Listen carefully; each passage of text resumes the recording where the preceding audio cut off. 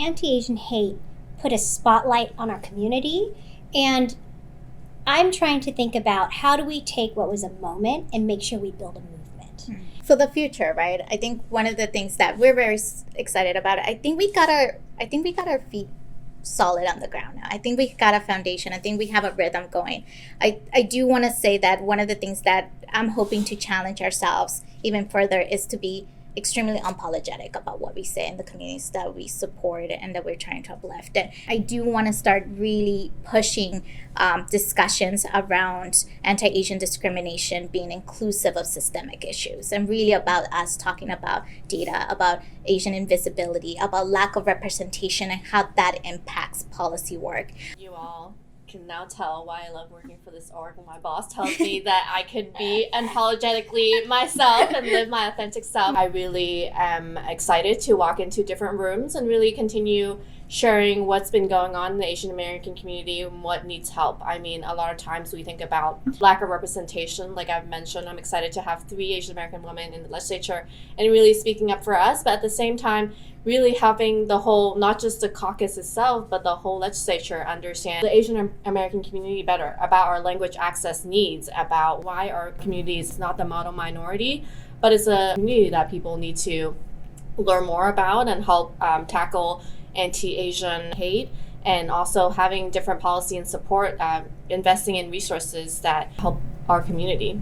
Mm-hmm. Anti-Asian hate put a spotlight on our community, and I'm trying to think about how do we take what was a moment and make sure we build a movement. When the headlines aren't showing Asians being attacked or killed anymore, it doesn't mean the issues for our community are over. It doesn't mean like racism is done, there's no more hatred against Asian Americans, but we need to figure out what do we build from there, from the attention we received, from the investment that we got already. We need to continue to build upon it. After Roe was overturned by the Dobbs decision, our organization stepped up and said, okay, in California, we're going to support Prop 1 and constitutionalize within our state the right to an abortion and contraception. So we took policy as a reaction and response to what is a really crappy Supreme Court decision. We've got to be ready to do that again and again and again. You know, I am an Asian American woman. My predecessor was a man. And focusing on things like the intersection of race and gender were really important to me. And so again, why having women of color leaders in policy like this is so important when we think about that intersectionality.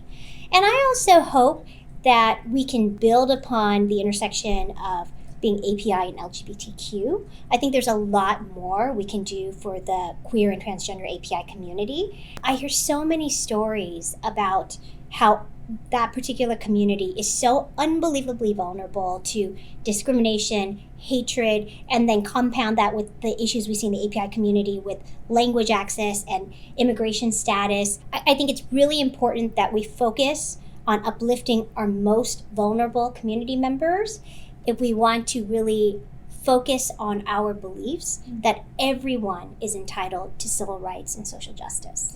I really want more girls of color to understand that they have a voice and power, right? But that also comes from community members understanding that they have a role in policy making too. When the federal government fails in protecting our rights, it is in the state's responsibility to hold the line, right? And that means that it's going to come more and more down to the state level, right, for us to be able to say we have to pass laws to protect communities. It's going to be up to us to do it. And so that makes it way more important for folks to go out and vote. It makes it way more important for folks to be able to be active in their local politics and, to talk to the legislators, to work with organizations like ours to be able to uplift that, right? And the power and the movement and the time is now to be able to foster that.